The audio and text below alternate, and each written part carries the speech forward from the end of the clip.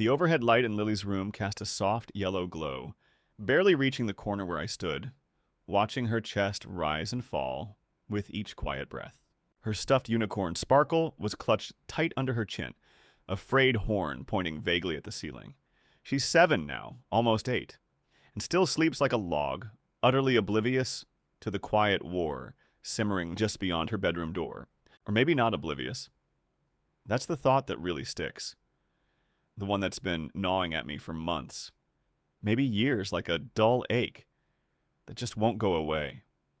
Tonight, it feels sharper, a raw nerve exposed. I was supposed to be working late tonight, a new project at the firm, but I just couldn't. My mind kept replaying the last text from Eleanor. Just 3 words. Don't bother coming. Not angry, not even cold, just resigned. And that's what always gets me. The quiet resignation. It means a decision's been made, lines have been drawn, and I'm usually not on the side she's landed on. I probably should have called, tried to smooth things over, but frankly, I didn't know what things I was even trying to smooth over anymore. It feels like every surface in our life together is just endlessly rough. We've been married for 11 years this coming October. I'm 38, she's 37. We built a life, a house in the suburbs of Richmond, 2 cars, decent jobs, a kid with a unicorn named Sparkle. From the outside, you'd think we had it all figured out, ticking all the boxes. But inside, it's like living on a fault line, constantly waiting for the tremor. Or maybe it's worse than a tremor. Maybe it's a slow, grinding shift. Plates moving so imperceptibly that by the time you realize what's happening, the landscape has completely changed. And you're standing on the edge of a cliff you didn't even know was there. The latest, well, it's not even a specific thing. It's the way she looks at me sometimes, or doesn't look at me. The way she plans things without me, talks about our future as if I'm an optional extra, an accessory she might or might not pick up on the way out the door. It's not just about us anymore, not really. It's about Lily and this environment. Is this healthy? Is this normal? My gut says no, absolutely not. My brain, the one that tries to rationalize everything, is screaming that I'm overreacting, that all marriages have their rough patches, that this is just a particularly long one. But the gut feeling is stronger. A constant cold knot in my stomach. I left Lily's room, pulling the door almost shut, just a sliver of light escaping the crack. The house was quiet. Too quiet. Eleanor was already asleep, I knew, or pretending to be. Sometimes it felt like we were just 2 ships passing in the night, only we were anchored in the same harbor, circling each other, sometimes dangerously close, sometimes drifting miles apart, but always with this undercurrent of something not quite right. And lately, that something had started to feel a lot like fear. Not just for myself, but for what this uncertainty was doing to the fragile, precious, little world we'd built around Lily. I just didn't know how to fix it, or if it even could be fixed. It's funny how you remember the exact temperature of a day sometimes, even years later. I met Eleanor on a sweltering Saturday in late July, 2008. I was 26, just a couple of years out of grad school, doing okay at an entry-level gig in tech sales down in Richmond. My buddy Kevin had dragged me up to Arlington for a backyard BBQ at his cousin Chloe's place. Kevin swore up and down there'd be good people, good beer, and maybe even some decent music. He wasn't wrong about the beer, at least.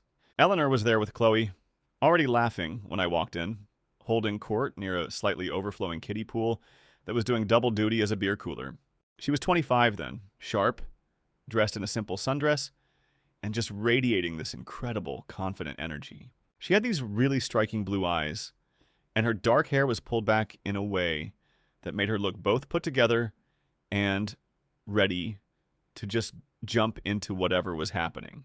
I was always a bit more reserved, the kind of guy who'd hang back and observe, but she had a way of drawing you in. We ended up talking for what felt like hours, sitting on some worn Adirondack chairs. about everything from our respective post-college disillusionments to why she thought obscure French New Wave cinema was objectively superior to anything coming out of Hollywood.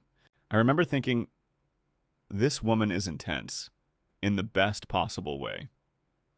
Our first official date was the following week at this little Italian place in Old Town Alexandria. She ordered a pasta dish I'd never heard of, pronounced the name perfectly, and then proceeded to dissect the chef's technique. I was completely captivated.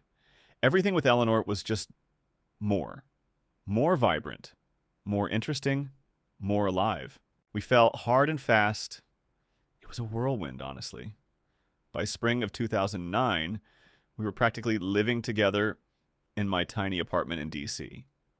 She commuted down to Richmond for her job a few times a week, and I still worked there, but we made it work. We'd spend weekends exploring museums, finding hidden parks, or just binging terrible reality TV. Even the mundane stuff, like grocery shopping or doing laundry, felt charged with this exciting energy when she was around. We were just so us. We got engaged in the spring of 2011 on a rainy afternoon at the Jefferson Memorial, completely unplanned. Married early the next year, February 2012, in a small ceremony with just close family and friends. Lily came along in 2015, and that's when we bought our house, a classic brick colonial on a tree-lined street in the suburbs of Richmond. It felt like we were building this perfect life, checking all the boxes. We had our routines, Saturday morning farmers market runs, Sunday night takeout, weeknights spent wrangling a toddler, and then unwinding with a show. But looking back now, through this ugly, unsettling lens, I can see the cracks were always there. Subtle things I just filed away as part of her charming quirks. She was always incredibly decisive, and for a while I loved that about her. I'd waffle about dinner plans. She'd just pick a restaurant. I'd be lost on vacation. She'd have the entire itinerary mapped out. I saw it as her strength, balancing my sometimes overly laid-back nature. But it wasn't long before her decisiveness started to bleed into me, having no input at all. It wasn't an argument, never a shouted word. It was just, I've booked the trip for July, or I bought this couch, it'll fit perfectly. I'd often just nod, telling myself it saved time, that her taste was usually impeccable anyway. I was being supportive, easygoing. That's what I told myself. Then there was her way of handling conflict. Or, more accurately, not handling it. If we had a disagreement, even a small one about whose turn it was to take out the trash, she'd just shut down. No yelling, no slamming doors. Just a complete withdrawal. She'd go quiet, sometimes for a full day, acting like nothing was wrong, but the air around her would be thick with unspoken tension. I'd try to talk, to hash it out, but she'd just say, I just need some space, Liam, in this calm, unyielding voice. I'd respect it because that's what a good partner does, right? Give space. I rationalized it as her needing to process, something I didn't quite understand but tried to accommodate. I told myself it was better than screaming matches. And the way she'd externalize frustrations. Traffic, a forgotten item. A minor mishap around the house. It was rarely just an unfortunate event. It was always because of something outside her control, or sometimes subtly because of something I'd done or failed to do. Not directly, never a direct accusation, but a sigh, a pointed comment about people who can't plan, or things that never get done properly. I'd find myself apologizing for things that weren't really my fault, just to smooth the waters or trying harder to anticipate potential problems, thinking I was just being a better, more considerate husband. I was so caught up in the intensity of our love, the life we were building, that I just folded these moments into her personality, convinced they were minor blemishes on an otherwise perfect picture. I loved her, so I made allowances. So many allowances. The real shift The one that stopped feeling like minor quirks and started feeling like a fundamental imbalance probably happened around the time Lily turned 5.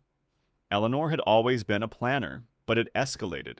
Our family calendar, once a collaborative effort, became her domain.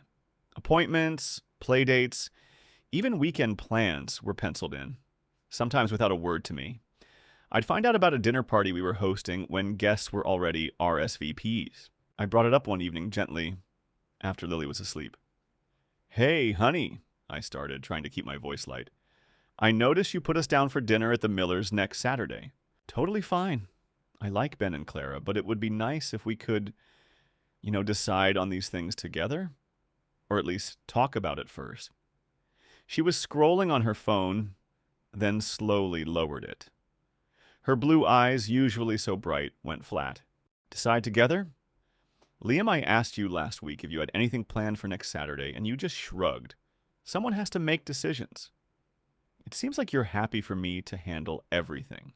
I just assumed, no. A shrug isn't an answer to book us for dinner. A shrug is, I don't know yet. I'm happy to take initiative, you know I am, but it feels like there's no room for me to anymore. The conversation ended there, as it often did. She just nodded, picked up her phone, and the conversation was over. But the next week, the next month, nothing changed. My shrugs were still taken as carte blanche for her to make executive decisions about our life. My attempts to offer suggestions were met with polite but firm resistance, like, "Oh, that's a thought. But I already put down a deposit for the place at the beach that week." Then there was the incident with the kitchen remodel. This was probably a year and a half ago. We talked for ages about updating our kitchen. I'd even started researching contractors, gathering quotes. One Tuesday, I came home from work to find Eleanor beaming. "Surprise! I signed the contract with Sterling Renovations today. They can start in 3 weeks." My jaw nearly hit the floor. We hadn't even talked about Sterling Renovations. They were one of the more expensive options, and I had some real concerns about their timeline promises. "Eleanor, what? You signed a contract? We hadn't even agreed on a contractor yet. And what about the budget we talked about?" I was still waiting for a few more quotes. I remember my voice rising, something I rarely did. Her smile faltered, then tightened. "Liam, you've been waiting for quotes for 6 months. I just wanted to get it done. This is the best firm. Everyone says so. We can afford it. Stop being so negative. Don't you want a beautiful kitchen?" She walked off, leaving me standing in the doorway of our perfectly adequate, but soon-to-be demolished kitchen. I felt completely railroaded. I tried to talk to her again later that night, but she just gave me the silent treatment, the full cold shoulder treatment that would usually last until I apologized for my reaction. And I usually did apologize for being stressed, for not being more grateful. I tell myself that her heart was in the right place, that she was just trying to move things forward, that it was easier to just go along with it than fight a losing battle, especially when Lily was around. My friend Kevin, the one who introduced us, started noticing too. We were grabbing a beer after work one evening, and he just blurted out, "Man, is Eleanor okay? She seems intense lately. When you guys all came over for the barbecue last month, she just kind of took over planning the whole thing, even telling Chloe how to set up the tables." I shrugged. A real shrug this time, full of resignation. "Yeah, she's just very focused. You know how she is. Likes to be in charge." Kevin gave me a look. "Yeah, I know she likes to be in charge, but it felt different. More rigid. Like if something wasn't her way, it was wrong. And you just kind of let her. You used to push back a little, dude." That conversation stuck with me. Kevin had seen it, an outside perspective. My own sister, Joanna, called me a few weeks later, after Eleanor had rearranged our entire family's Thanksgiving schedule around a work trip she'd taken without consulting anyone. Joanna, usually so diplomatic, was actually frustrated. "Liam, I love Eleanor, you know I do, but this is getting ridiculous. She just announced she's moving Thanksgiving to Friday because she can't possibly miss this conference. We already had plans. Mom and Dad are just trying to keep the peace, but everyone's annoyed. You need to talk to her. I tried. I really did. I sat her down that night after Lily was in bed and gently explained how it made people feel, how it made me feel. It's like you're just making decisions for everyone, Eleanor, without any input. It's not fair to our family, and it's not fair to us. It makes me feel like my opinion doesn't matter. She looked at me, her blue eyes now completely devoid of warmth. Liam, I'm trying to make things easier. Someone has to lead. You know I have a lot on my plate with my job. I thought you appreciated that I take initiative. Maybe you just don't appreciate everything I do for this family. And then she got up and went to bed, leaving me feeling like the bad guy again, like I was ungrateful. The tension just kept building, slow and insidious. It wasn't dramatic fights, just a gradual erosion of partnership. We'd sit at dinner and she'd talk about her day, her plans, her frustrations, but if I tried to talk about mine, she'd often just nod vaguely, or pull out her phone, or change the subject back to herself. It made me feel invisible, unheard. Like I was just a supporting character in her life, not an equal partner. And it wasn't just about big decisions anymore, it was little things. The way she'd override my parenting choices in front of Lily. If I told Lily she couldn't have another cookie, Eleanor would swoop in. Oh, just one more, sweetie. It's fine. It undermined me, made me feel completely powerless in my own home. One particularly bad night, about 6 months ago, I finally lost my temper. It was over something completely trivial, a broken dish. I'd accidentally dropped a ceramic bowl, and it shattered. Eleanor walked in, saw the mess, and just started in on me. Not about the dish itself, but about how I was always so clumsy and couldn't handle simple things. It wasn't even the words so much as the tone, the cold contempt. I just snapped. You know what, Eleanor? I'm so sick of this. Every little thing, it's always my fault. Or I'm too slow, or I'm not doing it your way. I'm tired of feeling like I have to walk on eggshells around you. She just stared at me, a flicker of something in her eyes. Maybe surprise, maybe anger. Then it vanished. Her voice was icy calm. Are you done, Liam? Because I'm not interested in being yelled at. This is why I just handle things myself. It's always an issue when I try to involve you. She walked out, leaving me there with the broken pottery and a heart that felt just as shattered. I knew then, with a chilling certainty, that something fundamental had broken between us.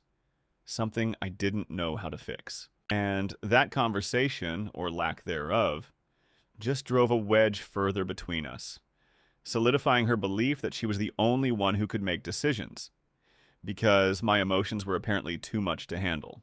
The moment of truth, when everything truly snapped into horrifying focus, happened on a Tuesday, about a month after that argument about the broken dish.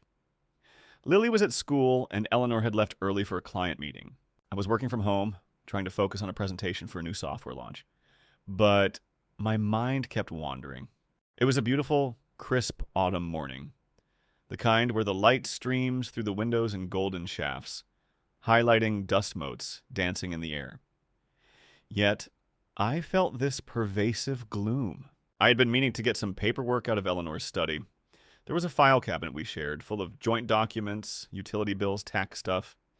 I went into her office, a room she meticulously kept tidy, unlike my own chaotic space. Her desk was clear, save for her laptop, a stack of books, and a small antique wooden box she used to keep office supplies in. I pulled open the top drawer of the filing cabinet, searching for the folder I needed, when my eye caught something on the floor, tucked partially under her desk chair. It was a small, almost travel-sized duffel bag, a simple black nylon one. This wasn't odd in itself. She traveled for work sometimes, but this bag was different. It looked ready, like it had been packed to be picked up and walked out the door at a moment's notice. Curiosity, that insidious little worm, started burrowing. My hands felt clammy, a knot forming in my stomach. I knelt down, pulled the bag out. It wasn't heavy. I unzipped it. Inside, neatly folded, were a few changes of clothes. Not fancy work clothes, but comfortable casual wear. A pair of sneakers. A small toiletry kit, also travel-sized. And then I saw it. A Ziploc bag containing a handful of essential documents. Her passport, her birth certificate, our marriage certificate, Lily's birth certificate, a copy of her driver's license, and a wad of cash, maybe a couple $100 tucked into a small envelope. My breath caught in my throat. My heart started pounding so hard I could hear it, a frantic drum in my ears. This wasn't a travel bag. This was a go bag for an emergency, but not a shared emergency. This was her emergency. This was a bag packed for leaving. Not just leaving for a trip, but leaving. My first thought was a natural disaster, but no. She hadn't said anything, and the documents were too specific. My second thought, more terrifying, was that she was planning to leave me. But why the marriage certificate? Lily's birth certificate? It didn't make sense, not in the way I understood leaving. I sat there on the floor of her study, the bag open on my lap, feeling the blood drain from my face. My hands were shaking so badly I could barely hold the Ziploc bag. A chill ran through me, despite the warm sunlight still streaming in. Denial roared through my brain. No, this is for something else. A work thing. Maybe she just likes to be prepared. She's organized. But the cold, hard logic of the situation chipped away at that denial. This wasn't organized. This was prepared for flight. I don't know how long I sat there, paralyzed, just staring at the contents. The clock on her desk hummed faintly. A bird chirped outside the window. The mundane sounds of the world seemed to mock the seismic shift happening inside me. The memories of all the ignored red flags flooded my mind. The controlling tendencies, the emotional withdrawal, the subtle undermining, the way she made decisions unilaterally, the quiet resentment simmering beneath the surface of our life. It wasn't about her leaving me. It was about her leaving with Lily. The thought hit me like a physical blow. Lily's birth certificate. Why else? I carefully, meticulously put everything back exactly as I found it. Folded the clothes, replaced the toiletries, zipped up the bag, and tucked it back under the chair, making sure it looked untouched. My hands were still trembling, but I forced them to be steady. I got the file I needed from the cabinet, my mind racing, trying to process, to understand. What do I do? What is happening? I felt sick to my stomach. My head was light. I went to the bathroom and splashed cold water on my face, looking at my reflection. My eyes were wide, scared. I barely recognized myself. Eleanor got home around 6. Lily was already fed, doing her homework at the kitchen table. The house smelled faintly of the chicken I'd made for dinner. Everything seemed normal, but it wasn't. Nothing would ever be normal again. Eleanor walked in, her usual composed self, setting her keys on the counter. "Rough day?" she asked, a slight, almost imperceptible tilt of her head. I swallowed, my throat dry. Yeah, a little. Hey, can we talk for a minute after Lily's in bed? My voice sounded strained even to my own ears. She paused, then sighed, a familiar, resigned sound. Liam, I'm exhausted. Can it wait until tomorrow? Or can we just talk about it now, briefly? No. It needs to wait. It's important I kept my gaze steady, trying to convey the gravity without giving away everything. I saw a flicker of something in her eyes, a brief moment of apprehension, recognition.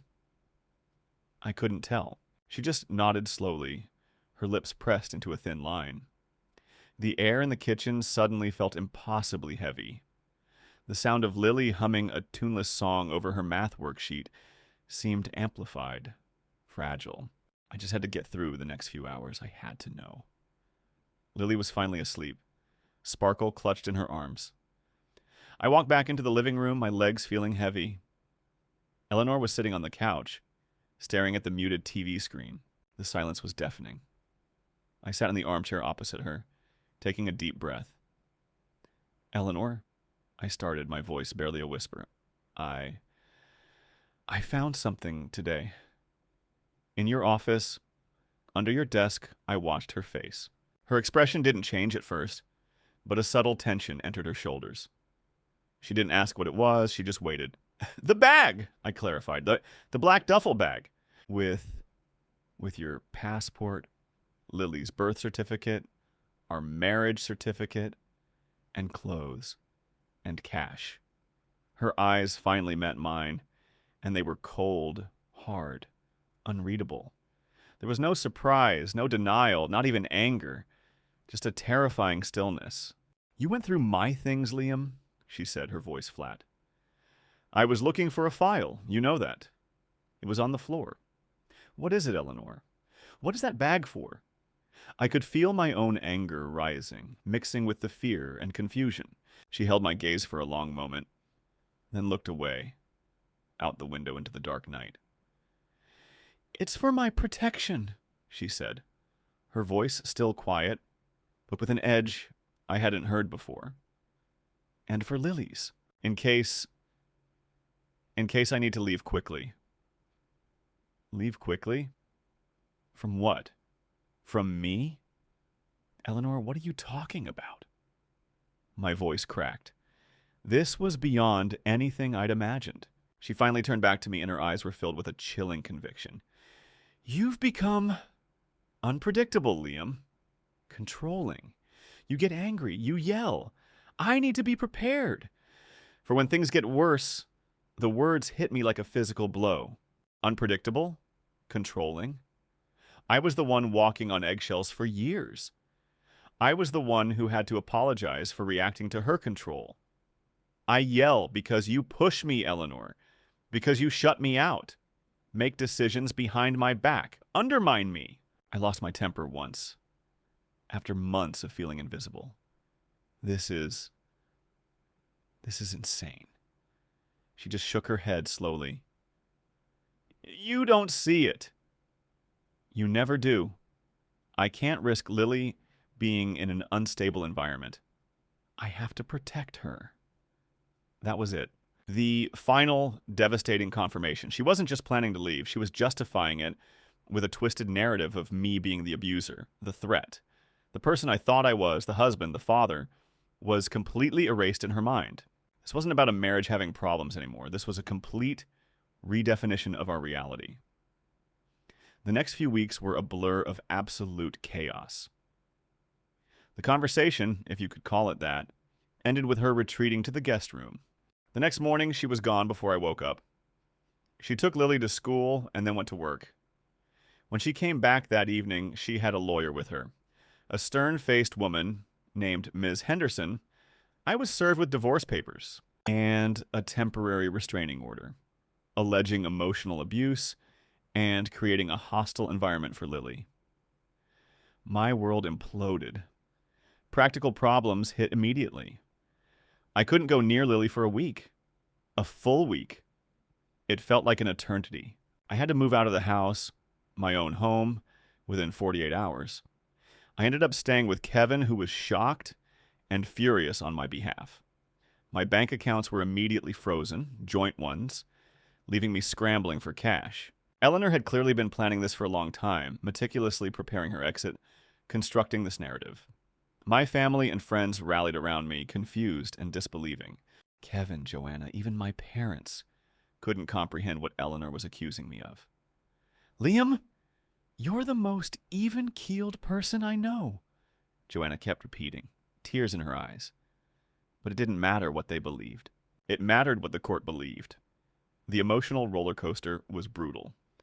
There was the initial shock, then overwhelming anger at the unfairness, the blatant lies. Then came crushing sadness for Lily, for the life we were losing, for the betrayal, and fear, deep, cold fear for my future, for my relationship with my daughter. I tried to talk to Eleanor, to reason with her, to show her the truth, but she refused all contact, communicating only through her lawyer. There was no attempt at recovery because she wasn't interested in recovering us. She was interested in escaping a reality she'd constructed for herself. My lawyer, a sharp, empathetic woman named Diane, told me this wasn't uncommon, that sometimes when one partner feels a loss of control, they rewrite the history of the relationship to justify their actions. But it didn't make it any less devastating. The absolute worst part was seeing Lily. The first time I saw her after the restraining order was lifted, in a supervised setting, she looked confused, a little scared. She hugged me tight, but there was a distance there I hadn't seen before. That was the most unexpected discovery of all. How deeply Eleanor's narrative had already started to penetrate Lily's world. It's been almost 6 months since I found that bag, since the papers were served. I'm still living with Kevin, grateful every single day for his couch and his endless patience. Lily and I have a set visitation schedule now, every other weekend, supervised for now, which rips my guts out every time. But it's what Diane advised. We're deep in the legal weeds, fighting Eleanor's accusations and trying to establish a fair custody agreement. It's expensive, emotionally draining, and feels like it's never going to end. The house is still tied up in the divorce proceedings, a symbol of a life that no longer exists. I've learned a lot, the hard way. The biggest lesson is probably that you can love someone with everything you have, build a whole life with them, and still completely miss who they truly are or who they've become. I realize now that my desire for peace, my willingness to always accommodate and smooth things over, actually enabled Eleanor's controlling behavior to escalate. I kept telling myself I was being a good, supportive partner, when really I was just making myself smaller and smaller until there was nothing left for her to push against. My blind spot was thinking our marriage was a partnership, even as she was dismantling it brick by brick. This whole ordeal has fundamentally changed how I view relationships. I'm not sure I'll ever trust someone the same way again, at least not for a very long time. The thought of dating, of letting someone in, feels almost impossible right now. It's not just the fear of betrayal, but the fear of missing the signs again, of being manipulated in ways I can't even comprehend until it's too late. My focus is entirely on Lily right now, on making sure she knows she's loved, and on providing her with as much stability as I can in this incredibly unstable situation. I want to build a new normal for her, one that's safe and honest. I don't really know what the future holds. Will Eleanor ever see the truth? Will Lily understand what truly happened when she's older? Will I ever be able to move past the anger and the pain? This community here, just reading others' stories and knowing I'm not completely alone in dealing with something this absurd and heartbreaking, it's honestly been a lifeline. Thank you for just listening, for being a place where I can put this all out there without judgment. It helps, more than you know. I just hope eventually Lily and I can find some real peace. And I hope that bag, still packed under Eleanor's desk in the house I used to call home, never has to be used for the purpose she intended.